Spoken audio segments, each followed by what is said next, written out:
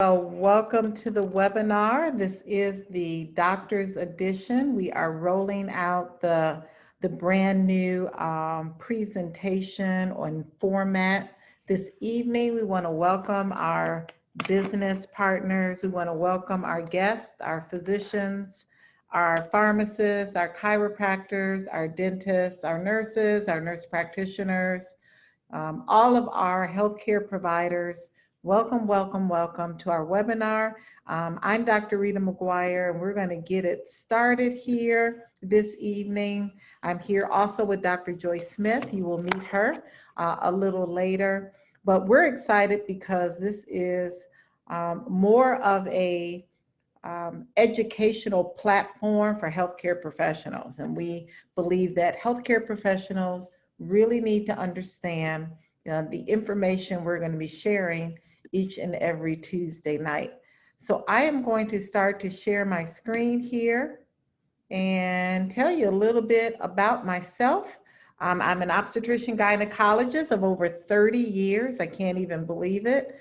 I trained, did my medical school at Wayne State School of Medicine in Detroit, Michigan in the early 1990s.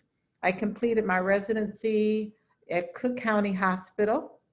It's now called Stroger. I'm also CEO of RJM Wellness and Ripped Reader Fitness. I'm a global speaker on women's health and fitness. I'm also a certifying physician for the medical marijuana program here in Illinois, as well as the opioid exchange program here in Illinois. I'm a member of Doctors for Cannabis Regulation and also the chief medical officer and one of the co-founders of Wakanna for Life, one of the only minority female co-founded CBD companies here in Illinois. So let's first start about really understanding the difference between CBD or hemp versus marijuana. That's always a question that my colleagues ask me. They're like, what is the difference between CBD and medical marijuana? Well, it's important to understand that when you talk about cannabis, when you talk about the constituents that the cannabis plant produces, either on the hemp side or the marijuana side, it doesn't require you as a healthcare professional to write a prescription. That's number one. A lot of healthcare professionals are really afraid of even talking about cannabis or bringing it up in the office because they feel that it's going to affect their license. And what you need to understand is that even as a certifying physician, like myself, it does not require me to use my DEA number or even my medical license to allow a patient to use either hemp or marijuana. So in order to use CBD, medical marijuana, you don't need to write a prescription. Now, on the medical marijuana side, for those who are looking for a medical card, all you need to do is check off a couple of boxes stating that this patient has a qualifying condition like rheumatoid arthritis or seizure disorder or cancer or fibromyalgia or lupus. There are over 42 qualifying conditions in the state of Illinois that a patient can get a medical marijuana card. You don't need your prescription pad to do that. The same holds true for CBD. CBD that is coming from the hemp plant, you don't need to write a prescription for your patient. All they need to know is that you understand that there is the health component with the hemp side without the high. And again, all you need is a quality product that you can refer that patient to use for their condition. So again, both hemp and marijuana, yes, they both come from the cannabis plant, but the difference is something you need to understand. See, the hemp species of the cannabis plant doesn't get you high. And the reason why is that the amount of THC, or delta-9 tetrahydrocannabinol, is 0.3% or less. That percentage is so low, it's such a small amount that it does not cause a high. It does not cause psychoactive effects in the body.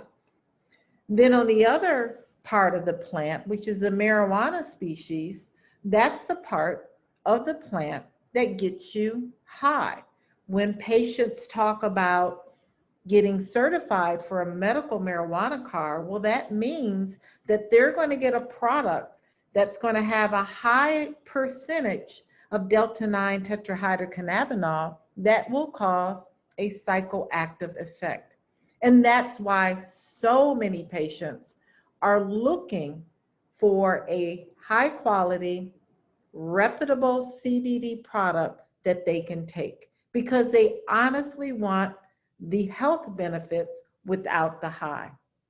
So that's the difference between hemp and marijuana, both coming from the same family, which is called cannabis, but both having two totally different makeups of what we call compounds, cannabinoids, like CBD and THC. So again, marijuana has high levels of THC and low levels of CBD, and hemp has very small amounts of THC and high levels of CBD, or cannabidiol.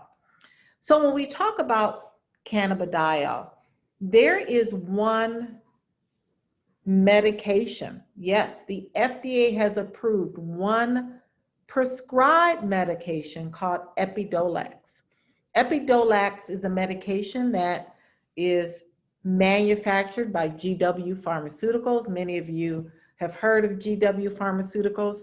And this is a CBD prescription that has been approved by the FDA to treat seizures in children, to treat Lennox-Gastaut syndrome, Dravet syndrome, and tuberous sclerosis complex. This is a medication that is used in patients that are 1 year of age and older. So this is the only FDA-approved cannabis product. It is a synthetic product, which means they took the plant and they started to alter it in the lab, and it has a lot of synthetic properties. Okay, so with that being said, it's very important to know that yes, pharmaceutical companies understand the benefits of cannabis. They understand the benefits of CBD, specifically in children with seizure disorders. But they took it a step further and genetically modified it, made it a synthetic product, which again, many pharmaceutical companies, have done with herbal products. So let's talk about the science. Let's talk about how cannabis works in the body, right? Because the science is not taught to us in medical school. The science was discovered in the early 1990s, funny enough, when I was at Wayne State School of Medicine, when I was a medical student. And this science is called the human endocannabinoid system. This is a biological system that is very vital. In fact, they have noticed that this system modulates and regulates balance in our body. In fact, it has been found that this system is in every vertebrae. It's even in some invertebrates. So most animals that have a spinal cord has a human endocannabinoid system. It's made up of receptors, and it's made up of endogenous cannabinoids. Those are compounds that our body produces, just like the cannabis plant produces. And these receptors, as you can see in the diagram, these receptors are found throughout our entire body. They're found in our brain, our central nervous system, our heart, our lungs, our liver, our kidney, our reproductive tract, our testes, our uterus, our ovaries. They're found in our immune system. They're found in our periphery. It's just fascinating how this system is vital. It regulates our mood, our sleep, our appetite, our blood pressure, our cholesterol level, our sugar level. And as you can see, specific receptors are found in specific organs and glands in our body. And that's why when you consume cannabis, it can do so many things. It can have so many medicinal benefits that involve every single organ and gland in our body.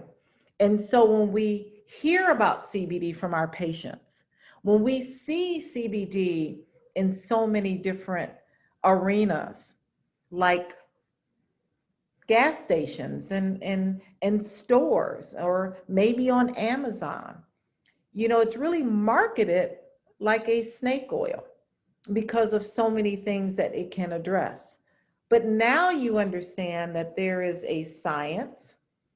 The science has been around for decades, and this science is called the human endocannabinoid system. So let's look at some of the endogenous cannabinoids.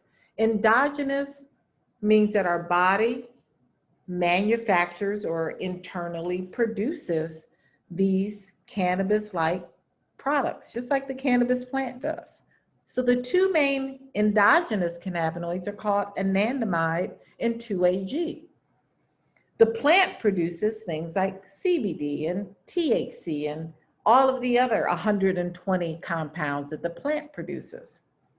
But anandamide and 2-AG is what our body produces to keep us in balance. And with all of the external factors that are now going on with the global pandemic, with the Western diet, with the stress level that we're under, with environmental poisons and toxins in the air, many of us walk around with very, very low endocannabinoids. So our bodies are not able to produce enough because of those reasons. And sometimes our bodies are not able to produce enough because of inflammation, because of enzymes that can break down these endocannabinoids. So when that happens, we have a deficiency.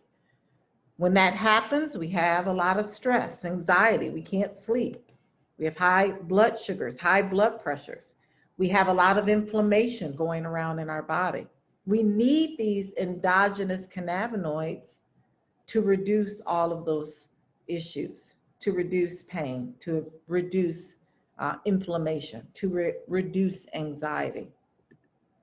So when we look at this system, it is a neurotransmitter system. You know, we learned in medical school the presynaptic and postsynaptic areas. And when we look at the endocannabinoid system, it's a retrograde system. So actually the receptors bind to the cannabinoids in the postsynaptic area first, and then send messages retrograde to the presynaptic area. And so as you consume cannabis, these receptors are looking for cannabis. They lock on to those receptors and they send signals. They send signals to the brain. If you have issues with seizure disorder or issues with anxiety and depression, they'll send signals to the immune system. If you have autoimmune conditions going on, like lupus and fibromyalgia. So this system is very fascinating. And again, you know, the main parts of the brain, like the amygdala, the hypothalamus, the spinal cord, you know, all of these major players in the brain, as you can see on the right, are important for memory. That's why those who consume cannabis and they consume it early in stages of early dementia see improvement. They see improvement in their memory. They see improvement in reducing anxiety and irritability. So the science is there. It's proven, it's shown not only in the brain and central nervous system, but other important organs like the lungs, the liver, the pancreas, the spleen, the bones. Again, when these receptors are activated, they send signals to different parts of the body to help with appetite, to help with our metabolism, to help with our cholesterol, to help with all of the issues that we can see in many, many patients that we treat each and every day, and really not getting ahead of the game with traditional pharmaceutical medicine. So the science is the endocannabinoid system. And as it relates to my field of medicine in OB-GYN, some of the most profound studies are done showing that receptors are found in the uterus. In fact, the endocannabinoid system has a very, very important part in regulating fertility and reproduction, in helping women that have implantation issues with having recurrent miscarriages. What they found in studies was that those women have a deficiency in anandamide, one of the endogenous cannabinoids that are important in successful implantation and reproduction. So when you have a woman that has low or deficient anandamide, studies have shown that consuming cannabis, consuming CBD, consuming the plant helps to improve implantation. So I want to thank you for listening to the first part, which is the science. The science is imperative as physicians, as healthcare professionals, dentists, chiropractors, pharmacists. The science is imperative that you know that there is a endocannabinoid system discovered in the early 1990s that explains how cannabis works in the body, those receptors, those endogenous cannabinoids working together to cause on a cellular level improvement in so many conditions. Now, many of the studies that you're going to find on humans are from studies out of Israel. Israel is really the area where the science started back in the 60s, when scientists in the 60s discovered THC. Now that the part of the plant, which is the hemp part of the plant, was legalized in 2018, now you're seeing lots and lots of studies on humans that are being done at institutions like UC San Diego, et cetera. Lots of human studies are now being done using the hemp side of the plant because it is legal now. So I'm going to turn it over now to Dr. Joy Smith. She's going to bring on more information for our healthcare providers, and then we'll take some questions after she is done. Thank you so much. Dr. Joy Smith, are you out there? I sure am. Hi, Dr. Rita. How are you? And how's everyone? 36 participants. When we first got on, it was like 5. Hey, welcome, everyone. Welcome, welcome. Welcome. So I am going to get on here and move it right along. Dr. Rita gave us so much great information about the endocannabinoid system, the system that we were not taught about in school, the system that we were just completely in the dark about for a while. But I am going to get into some studies and just a couple more things to talk to you about how natural alternatives to what it is that we're using are going to be very helpful for us. So one moment for me. All right, so as Dr. Rita stated, and I'll minimize that so you can see, I am Dr. Joy Smith. I'm a pharmacist in the state of Illinois. Got my doctorate from Florida A&M University, and I've had experience in outpatient, inpatient settings, ambulatory, in the clinics, and in retail. I'm also an integrative nutrition health coach, a certified aromatherapist, a member of the International Society for Cannabis Pharmacists, and I'm a Ruby dispensary owner with Wakanna. So a lot of hats, but a lot of hats that really follow my plumb line of who I am and what I'm looking to do in the world. So one of the questions is, why do people seek CBD? And I want to make sure I bring up some of my notes because I had some really important things to share with you all. Why do people seek CBD? There are three main concerns: depression, anxiety, and pain. Those are the three most popular when you're talking about why people are seeking CBD. So in this study of cannabidiol, specifically CBD users, they detail the statistics about the pain, the anxiety, the depression. So chronic pain is the #1 cause of disability and disease burden globally.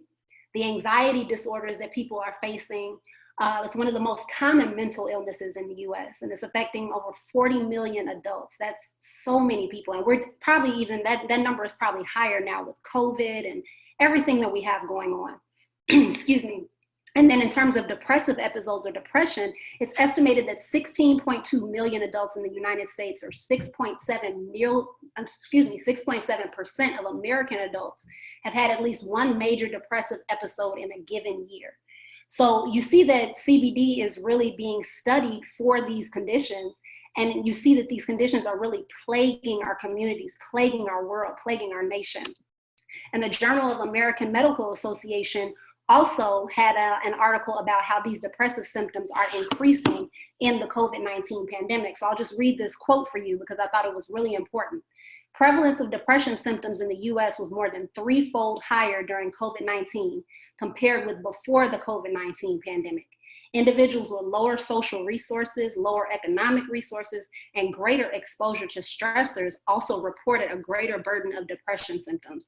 So it's not only what's going on around us in terms of the COVID-19 pandemic, it's what's going on inside of our homes, what's going on with our finances. It's just so many things that are contributing to the depressive symptoms in this country. And so now we have natural alternatives like CBD, like essential oils, that can really address some of these conditions. And that's just music to my ears. I'm going to tell you why. So one of the reasons it just really came to me today, I was filling a prescription for lorazepam. And that medication is used for anxiety that may come along with some depressive symptoms that patients have. Excuse me.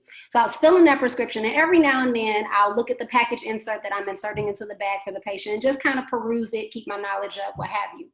And so when I saw some of the side effects to the lorazepam, it literally made me roll my eyes, and it just confirmed why I am so adamant about natural alternatives to healing, natural alternatives to addressing some of these issues, still knowing that there's a place in therapy for prescription medications. I know they can be life-saving. Well, let me tell you what happened. So the lorazepam is designed to address the anxiety that can accompany depression, but it can also make the depression worse. So it's like, which one do you pick? What do you do? So I thank God for CBD. I thank God for essential oils, because we're able to now support these conditions and support these ailments safely and in a way that won't exacerbate other issues. So I'm just really excited about that. Now, you may be wondering, are there any drug-drug interactions between CBD and prescription medications or other plant-based oils? And in order to comprehensively answer that question, I want to dive into some mechanisms by which drugs are metabolized and how they interact with CBD. So the CYP450 system, for those of you who aren't familiar, is a system of enzymes that are designed to break down medications and break down drugs in your body. There are over 50 different P450 enzymes, but these are the 6 most popular that are responsible for metabolizing about 90% of the drugs that we're accustomed to taking, and some of them are responsible for the breakdown of CBD in our bodies. So in terms of CBD metabolism, the quick and dirty is that CBD is a substrate of CYP2C19 and 3A4. What that means is that those enzymes are the ones that are assigned to break down CBD in our body, break it down so that it's properly used by our body and gets to the areas where it needs to go.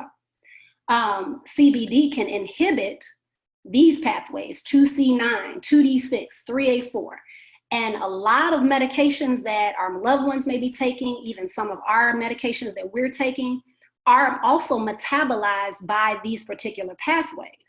So you may say, okay, well, do the CBD interact with my medications? Can I take it safely? What am I supposed to do?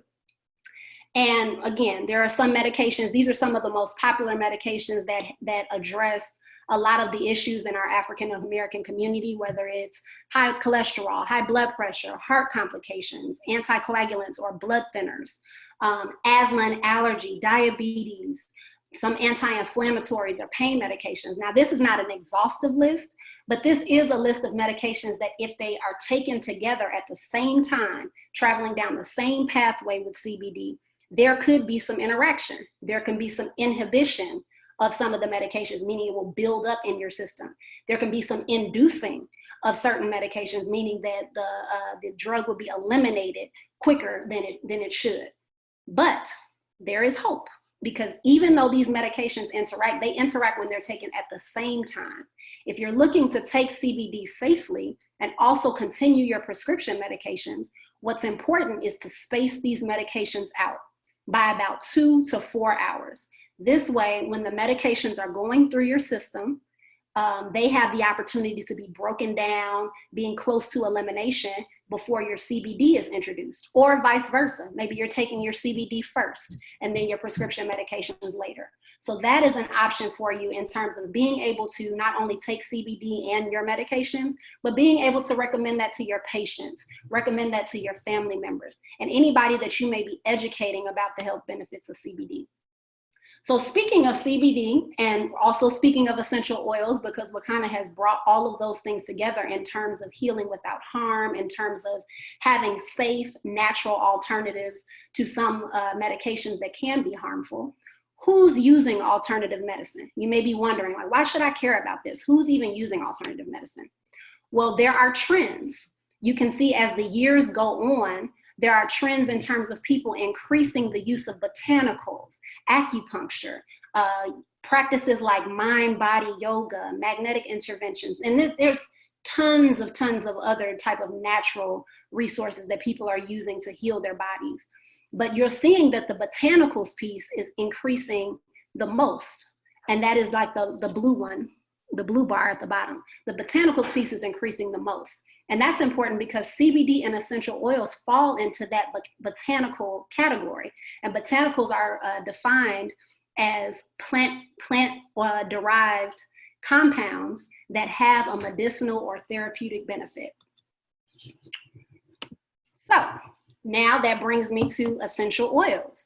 Now, what are essential oils? Essential oils are highly concentrated aromatic extracts that are either distilled or expressed from a variety of plant material, including flowers, grasses, leaves, roots, seeds.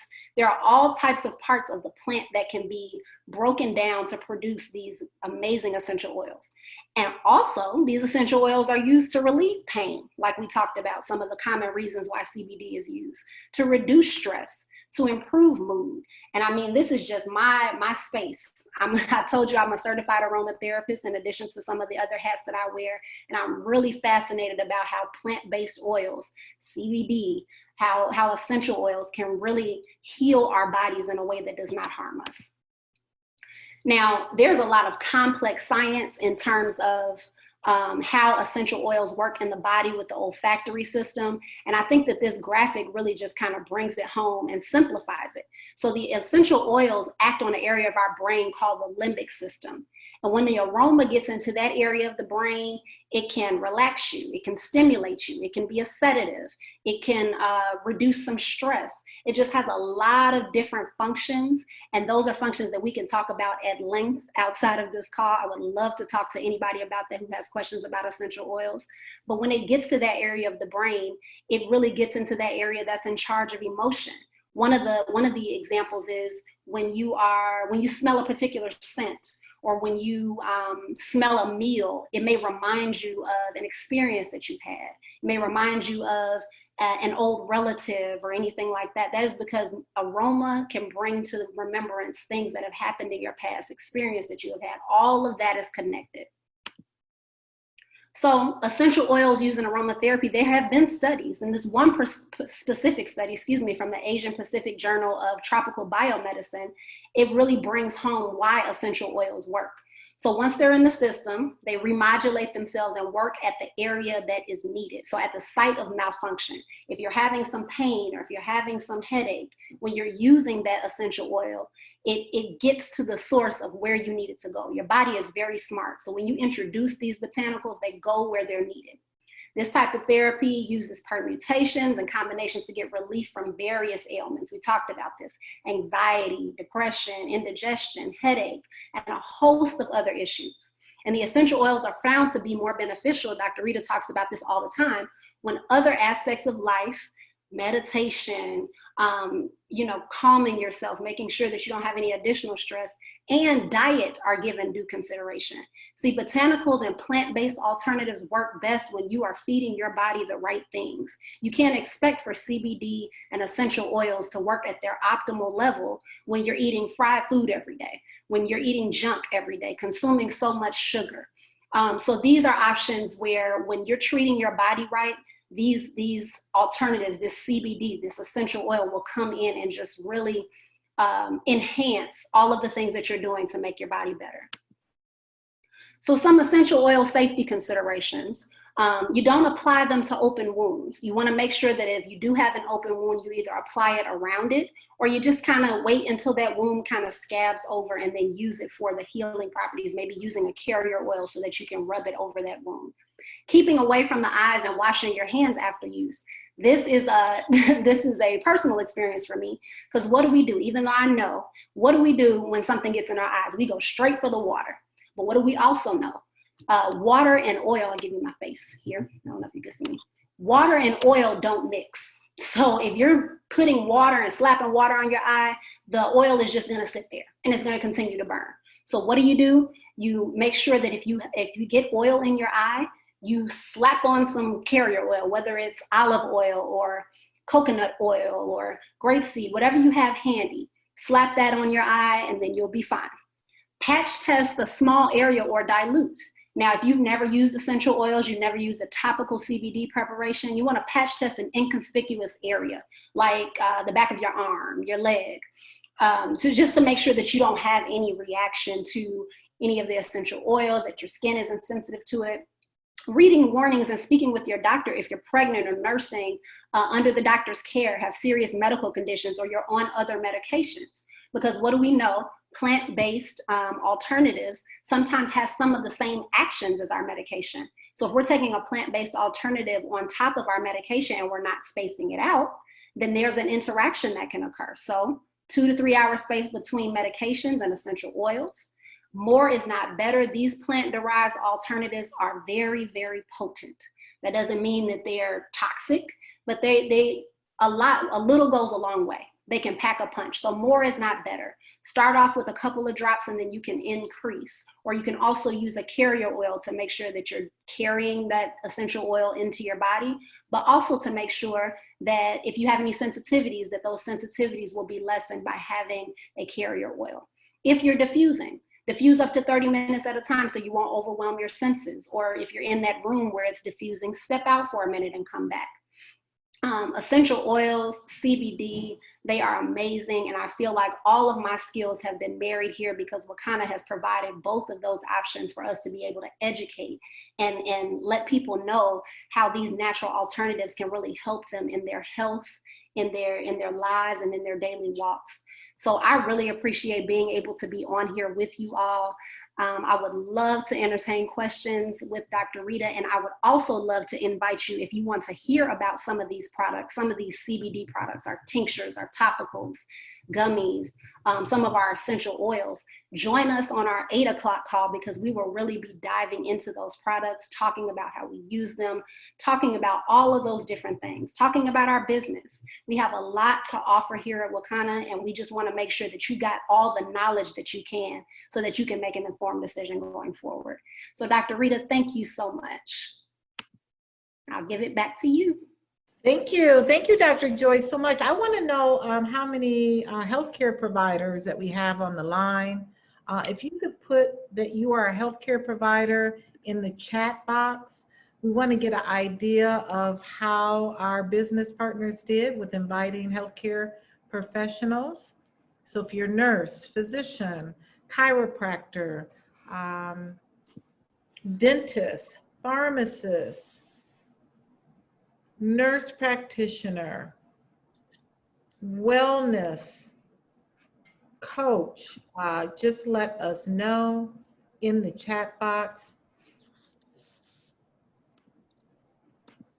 and we will entertain questions. We would love questions to come from our guests, from our healthcare professionals. If there are any on the line, please let us know. You can put it in the chat box there.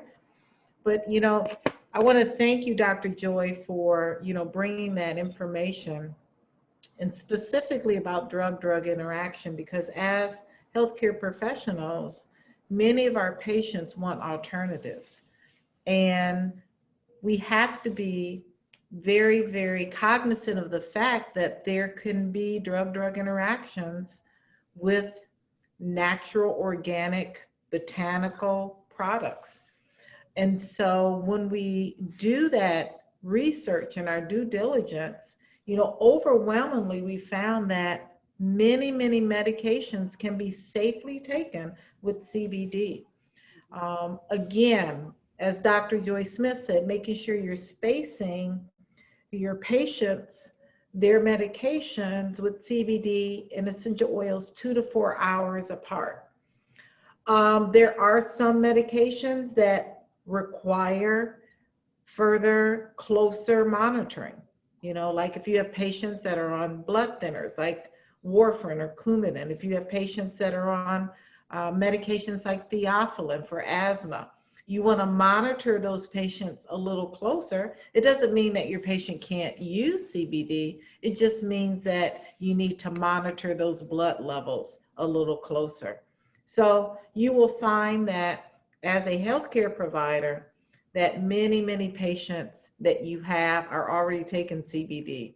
Many patients are afraid to tell you they're taking CBD, but you want to make sure that when patients are taking alternatives, that those alternatives are safe, that they're tested, and that they are from a reputable company. And that's really, really important, especially when you talk about CBD, especially when you talk about essential oils. A lot of those products can be filled with a lot of unhealthy fillers, toxins, mold, mildew, heavy metals. These things can cause more harm, especially to those patients that you may have that are immunocompromised. So just know that if you want more information about specifically our product line, specifically our testing, you want to join our 8 o'clock call.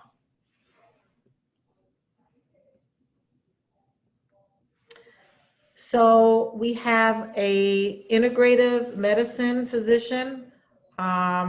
She's a physician, Connie, welcome in integrative medicine. I love that. Physicians that are integrative medicine docs are much more open to alternatives like CBD than those who are traditionally Western medicine, allopathic physicians. They're not open because they just don't have the education. And that's why we're using this platform at 7 o'clock every Tuesday night to bring information about the science on how cannabis, on how essential oils work in the body. And that's really important to learn the science if you are a healthcare professional. Connie, do you have any questions? Dr. Connie, do you have any questions? Let us know. We want to welcome you. You are a guest of who, Connie, Dr. Connie? Dr. Joy, you want to say anything? No, I just look forward to more healthcare professionals being able to get on the line and to learn with us. Yes. Because as we continue to learn, there are emerging studies every day. And as we continue to learn, I'm sure that we'll be able to impart knowledge and also receive knowledge. So I just encourage everyone, get your healthcare professionals on the line. Just say, I want you to know more about CBD. I want you to know more about essential oils. My company provides a lot of education. And that's what I lead with. I always lead with education because I feel like if people know better, they do better. Yeah.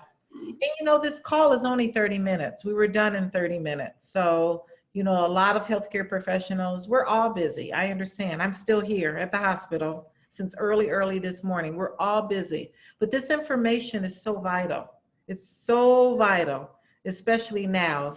If ever a time during this global pandemic, this information is vital. So we'll see you next Tuesday. Welcome, Connie. We are just so excited. Francine Perkins invited you.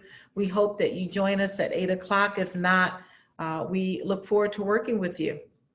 Thank you, Dr. Joy. Thank you, Dr. Rita. And thank you, Margaret, for committing to getting more healthcare professionals on the line. That's what we want. Yes. Thank you so much. Good night. We'll see you soon. Good night. 20 minutes.